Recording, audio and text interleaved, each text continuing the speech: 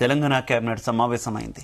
ప్రధానంగా రైతు భరోసా అమలుపై చర్చ జరుగుతున్నట్టు తెలుస్తోంది. మరో ప్రధాన అంశమైన రేషన్ కార్డుల జారీపైన కూడా కేబినెట్ చర్చించనున్నట్టు సమాచారం. రేషన్ కార్డులను ఎప్పటి నుంచి జారీ చేయాలనే అంశంపై సమావేశంలో నిర్ణయం తీసుకోవచ్చని తెలుస్తోంది. తిరుమల తిరుపతి దేవస్థానం మాదిరిగానే యాదగిరి గుట్టకు కూడా ఒక బోర్డును ఏర్పాటు చేయాలన్న ఆలోచనలో ప్రభుత్వం ఉంది. దీనిపై కేబినెట్ సమావేశంలో చర్చించి నిర్ణయం తీసుకునే అవకాశాలున్నాయి.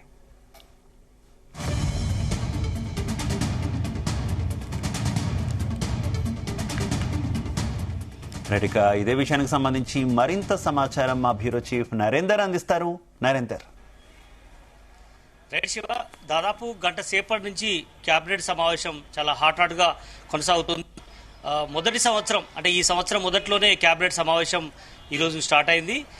దాదాపు 5 గంటలకు స్టార్ట్ అయినటువంటి సమావేశం గంట సేపటి మరో గంట 2 గంటలైనా కూడా అన్ని అంశాల మీద చర్చించిన తర్వాతనే ముగించాలనేటువంటి నిర్ణయానికి వచ్చినట్టు తెలుస్తోంది. దీంట్లో ప్రధానంగా మనం ఉదయం నుంచి మాట్లాడుకుంటున్నాం. ఈరోజు సమావేశంలో ప్రధానంగా రైతు భరోసా అంశం అంటే రైతు బంధు స్థానంలో రైతు భరోసా ఇవ్వాలి, రైతు భరోసా ఎవరెవరికి ఇవ్వాలి, ఎవరికి ఇవ్వకూడదు, కటాఫ్ ఏమైనా ఉందా, ఇట్లాంటి అంశాలు ప్రధానంగా చర్చకు వచ్చే అవకాశం అయితే కనిపిస్తుంది. దాంతోపాటు రేషన్ కార్డులకు సంబంధించి ఆనాడు బీఆర్ఎస్ ప్రభుత్వం ఇచ్చినటువంటి రేషన్ కార్డు తప్ప అప్పుడు కూడా కొంతవరకు మాత్రమే ఇచ్చారు. అంటే రాష్ట్రం విడిపోయిన కొత్త రేషన్ కార్డులు ఇచ్చారు. దాని తర్వాత రేషన్ కార్డు లేక చాలామంది ఫ్యామిలీస్ విడిపోయాయి, చాలామంది చిన్న కుటుంబాలుగా మారిపోయిన నేపథ్యంలో చాలామంది లక్షల మంది ఇప్పటికే మీ సేవా సెంటర్ల దగ్గర బయట అప్లై చేసుకున్నటువంటి పరిస్థితి మనం చూసాం. వాళ్ళందరూ కూడా ఎదురు చూస్తున్నారు. దాని మీద ఎలాంటి నిర్ణయం తీసుకోవాలి, ఎన్ని రిలీజ్ చేయాలి అన్నటువంటి అంశం. అదేవిధంగా పెన్షన్లు కూడా అప్లై చేశారు. ఆనాడు 57 సంవత్సరాలకు కూడా ఇస్తామని కూడా ఆనాడు చెప్పడం జరిగింది. తర్వాత ఎలక్షన్స్ వచ్చాయి, దాని తర్వాత గవర్నమెంట్ ఫామ్ వచ్చింది. అయితే ఈ కాంగ్రెస్ ప్రభుత్వంలో కూడా పెన్షన్లు పెంచాలి, అదేవిధంగా 4,000 రూపాయల పెన్షన్ ఖచ్చితంగా ఇస్తామని కూడా ఆనాడు చెప్పడం జరిగింది. ఇప్పటికే ప్రధాన రాజకీయ పార్టీలో ముఖ్యంగా ప్రతిపక్ష పార్టీలైన బీజేపీ, బీఆర్ఎస్ ఆరోపణ చేస్తోంది, ఎందుకు 4,000 రూపాయల పెన్షన్ చేయట్లేదు అనుకుంటుంది. దీని మీద ఏం నిర్ణయం తీసుకోవాలన్న దాని మీద కూడా ఒక సమాచారం అందుతుంది. కారణం మనకు ఒక ఇన్ఫర్మేషన్ ఏంటంటే 2,000ని 2,500 చేస్తారనేటువంటి సమాచారం అందుతుంది. అది ఎలక్షన్ దాకా 2,500 కంటిన్యూ చేయడమా, లేదంటే నెక్స్ట్ ఇయర్ మళ్ళీ 3,000 చేసి దాని తర్వాత ఎలక్షన్ ఇయర్ వరకు 4,000 చేసి మళ్ళీ ఎలక్షన్లోకి వెళ్ళిపోవడం అనే దాని మీద కూడా చర్చ జరుగుతున్నట్టుగా కూడా తెలుస్తుంది. అదేవిధంగా 200 కొత్త గ్రామ పంచాయతీలు, 11 కొత్త మండలాలకు ఆమోదం తెలపనున్నట్టు కూడా సమాచారం అందుతుంది. మున్సిపాలిటీలు ఈ మధ్యలో విలీనం అవుతున్నటువంటి నేపథ్యంలో దీని మీద దాదాపు ఇట్లా 20 అంశాలు ఈ ఎజెండాలో ఉన్నట్టుగా తెలుస్తుంది. ఎజెండాలో గ్రామీణ ప్రాంత రోడ్ల అభివృద్ధి, హైబ్రిడ్ పద్ధతిలో రోడ్ల నిర్మాణం అనే అంశం కూడా చర్చకు వస్తున్నట్టుగా తెలుస్తుంది. పంచాయతీరాజ్ శాఖలో కార్యనిర్వహణ నియామకాలు కూడా, ఎందుకంటే చాలా డిపార్ట్మెంట్లో కార్యనిర్వహణ నియామకాలు ఉన్నాయి. ఎందుకంటే వాళ్ళ పేరెంట్స్ ఎవరైనా చనిపోయి ఉంటే కార్యనిర్వహణ నియామకాలు వాళ్ళ ఇంట్లో ఉన్నటువంటి బ్లడ్ విన్నర్స్కి ఇచ్చే సంప్రదాయం ఉంది, గత ప్రభుత్వం కూడా చేసింది కనుక దాన్ని కార్యనిర్వహణ నియామకాలుగా దాన్ని ఆలోచన చేస్తుంది. అదేవిధంగా రైతు భరోసా, రైతు బంధుకు సంబంధించినటువంటి విధి విధానాల మీద ప్రత్యేకించి చేస్తున్నారు. దానికి తోడుగా ఎవరైతే రైతు కాని వాళ్ళు ఉన్నారో రైతు కాని వాళ్లకు, రైతు కూలీలకు ఖచ్చితంగా 12,000 రూపాయలు ఇవ్వాలన్నటువంటి సూత్రప్రాయ నిర్ణయం ఇప్పటికే సబ్ కమిటీ కూడా నిర్ణయం తీసుకుంది. దీనికి సంబంధించి ఇప్పటికే డిప్యూటీ సీఎం బట్టి విక్రమార్క, పలువురు మంత్రులు రీసెంట్గా కూడా మొన్న సమావేశమయ్యారు. ఈ ఉపసంఘం ఇచ్చినటువంటి రిపోర్ట్ని ఇప్పుడు క్యాబినెట్లో కూడా పెట్టారు. దాంట్లో విధి విధానాల మీద పలు నిర్ణయాలు తీసుకుంటున్నారు. ఈ 12,000 రూపాయలు 2 పార్ట్లుగా ఇవ్వాలా, ఎంతమందికి ఇవ్వాలి, ఏ బేస్న ఇవ్వాలి, దళితులకు ఇవ్వాలా, బీసీలు అయితే ఏ స్థాయిలో ఇవ్వాలి, దానికి ఏమైనా ఇన్కమ్ సర్టిఫికేట్, ఏమైనా సర్టిఫికేట్ ప్రూవ్ చేయాల్సి ఉంటుందా అనే యాంగిల్లో కూడా చర్చిస్తున్నట్టుగా తెలుస్తుంది. అదేవిధంగా యాదాద్రి ఆలయ బోర్డు మీద సూచన అంటే ముఖ్యంగా తిరుమల తిరుపతి దేవస్థానంకి ఏదైతే బోర్డు ఉందో అదే తరహాలో యాదగిరి లక్ష్మీనరసింహస్వామికి సంబంధించినటువంటి బోర్డుని ఏర్పాటు చేయడం ద్వారా ఖచ్చితంగా దాన్ని డెవలప్ చేయడానికి సోర్స్ ఉంటుంది, విదేశీ సంస్థల నుంచి నిధులు వస్తాయి, ఇక్కడ టూరిజం హబ్గా మారుతుంది అన్నటువంటి ఆలోచన కూడా క్యాబినెట్లో చర్చిస్తున్నారు. అదేవిధంగా ఎస్సీ వర్గీకరణకు సంబంధించినటువంటి కమిషన్ నివేదికను ఏబిసిడిగా చేయడం అనేటువంటి అంశం మీద కూడా ఖచ్చితంగా సుప్రీంకోర్టు ఇచ్చినటువంటి నివేదికను, రిపోర్ట్ని స్టేట్ క్యాబినెట్లో చర్చిస్తున్నారు. ఈ త్వరలోనే అమల్లోకి తీసుకురావాలి. దీని ద్వారా స్థానిక ఎన్నికల్లోకి వెళ్ళొచ్చు. ఎందుకంటే రైతు భరోసా, అదేవిధంగా భూమి లేని వాళ్ళకు 1,200 రూపాయలు, అదేవిధంగా రైతు రుణమాఫీ, అదే సమయంలో ఎస్సీ వర్గీకరణ ఇట్లాంటి అంశాల ప్రధాన అంశాల మీద ఈరోజు కేబినెట్ సమావేశంలో నిర్ణయం తీసుకోవడం ద్వారా రేపు జరగబోయేటువంటి వచ్చే నెలలో స్థానిక సంస్థల ఎన్నికలు రాబోతున్నాయి.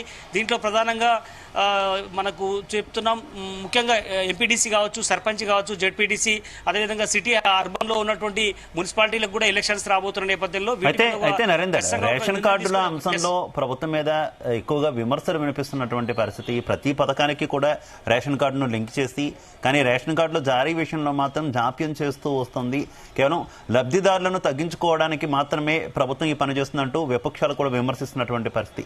ఏంటి, కేబినెట్ మీటింగ్ లో రేషన్ కార్డుల అంశానికి కూడా చర్చిస్తున్నట్టు తెలుస్తుంది. ఈసారైనా ఒక క్లారిటీ వచ్చే అవకాశం ఉందా కొత్త రేషన్ కార్డుల జారీకి సంబంధించి? ఎస్ శివ, ఎందుకంటే లాస్ట్ టైం కూడా మనం మాట్లాడుకున్నాం, కేబినెట్ సమావేశం జరిగినప్పుడు రేషన్ కార్డులు, పెన్షన్ల పెంపు ఇట్లాంటి అంశాల మీద చర్చ జరిగింది అనే చర్చ వచ్చింది. ఈసారి మాత్రం మొన్న అసెంబ్లీ సమావేశాల్లో కూడా సొంత పార్టీ వాళ్ళు కూడా, కాంగ్రెస్ పార్టీకి సంబంధించిన ఎమ్మెల్యేలు కూడా మనకు లీకులు ఇచ్చారు. కారణం ఏంటంటే చాలా పెద్ద ఎత్తున విమర్శలు వస్తున్నాయి. ఈ 2,000 రూపాయల పెన్షన్ని ఎంతో కొంత పెంచామన్నటువంటి ఒక గుడ్ విల్ చేసుకోవాలి పార్టీలో అన్నటువంటి ఆలోచన. ఎందుకంటే స్థానిక సంస్థల ఎన్నికలు కూడా రాబోతున్నాయి కాబట్టి ఖచ్చితంగా పెన్షన్లు పెంచాలి. పెన్షన్లు పెంచడంతో పాటు అంటే పెన్షన్ లబ్ధిదారులు పెంచాలి. అదే సమయంలో పెన్షన్లను 2,500 పెంచాలి. ప్రజెంట్ 2,000 రూపాయలు ఇస్తున్నారు కాబట్టి 500 రూపాయలు పెంచడం ద్వారా అది స్థానిక సంస్థల మీద ఖచ్చితంగా దాని ఇంపాక్ట్ ఉంటుంది అనేటువంటి ఆలోచన అయితే కాంగ్రెస్ పార్టీకి సంబంధించినటువంటి కీలక నేతలు కూడా కొంతమంది లీకులు ఇచ్చారు. అది కూడా కేబినెట్ లో సంచలనంగా నిర్ణయం తీసుకునే అవకాశం ఉందో అనిపిస్తుంది. 4,000 అయితే ఎట్టి పరిస్థితిలో చేయబోమని అయితే చెప్పారు. ఎందుకంటే రాష్ట్ర ఆర్థిక పరిస్థితి దివాలా తీసే పరిస్థితిలో ఉంది. ఇప్పుడు రైతు భరోసాకే పైసలు, రుణమాఫీ కూడా మనం చూసాం. చాలా చోట్ల నుంచి కూడా డబ్బులు తీసుకొచ్చి రైతు రుణమాఫీ చేయాల్సిన పరిస్థితి వచ్చింది, 21,000 కోట్ల రూపాయలు. అదే పెన్షన్ల విషయంలో కానీ, రేషన్ కార్డుల విషయంలో కానీ ఖచ్చితంగా ఈ రోజు కేబినెట్ లో నిర్ణయం తీసుకునే అవకాశం అయితే కనిపిస్తుంది. అంతేకాకుండా గురుకులాలు, ఇంటిగ్రేటెడ్ సంబంధించిన రెసిడెన్షియల్స్ అంశంలో కూడా చర్చించే అవకాశం ఉన్నట్టు తెలుస్తుంది. అదేవిధంగా ఇందిరమ్మ ఇళ్ల లబ్ధిదారులు కూడా ఆల్రెడీ స్క్రూటీ నడుస్తుంది. ఖచ్చితంగా అప్లై కూడా చేసి ఉన్నారు కనుక సంక్రాంతికి ఖచ్చితంగా లబ్ధిదారుల ఎంపిక పూర్తవుతుంది. కాబట్టి దాని మీద విధి విధానాలు ఇప్పటికే గైడ్ లైన్స్ రిలీజ్ అయ్యాయి. దాని మీద ఎంతమందికి ఇవ్వాలి, గ్రామానికి నీటిలో చొప్పున ఇవ్వాలి అన్న దాని మీద చర్చ జరుగుతుంది. అదేవిధంగా గోదావరి జిల్లాలో హైదరాబాద్కు తీసుకొచ్చే అంశం మీద ఇప్పటికే అధికారులతో చర్చించిన నేపథ్యంలో దీని మీద కూడా కేబినెట్ లో చర్చ జరుగుతుంది. అదేవిధంగా టూరిజం పాలసీపై కూడా కేబినెట్ ఈ కీలకమైనటువంటి నిర్ణయం జరుగుతుంది. ఎకో టూరిజం మీద కూడా చర్చ జరుగుతుంది. రీజనల్ రింగ్ రోడ్డు కింద కోల్పోతున్నటువంటి భూములు, అటవీ శాఖకు సంబంధించినటువంటి క్లియరెన్స్ల మీద కూడా ఈ కేబినెట్ లోనే చర్చ జరుగుతుంది. ప్రభుత్వానికి ఆదాయం వచ్చేటువంటి మార్గాలు ఏమేమి ఉన్నాయి అనే అంశం మీద కూడా ప్రధానంగా చర్చ జరుగుతుంది. ఇట్లా 20 అంశాల మీద కేబినెట్ లో సీరియస్ గా కసరత్తు చేస్తున్నట్టుగా తెలుస్తుంది.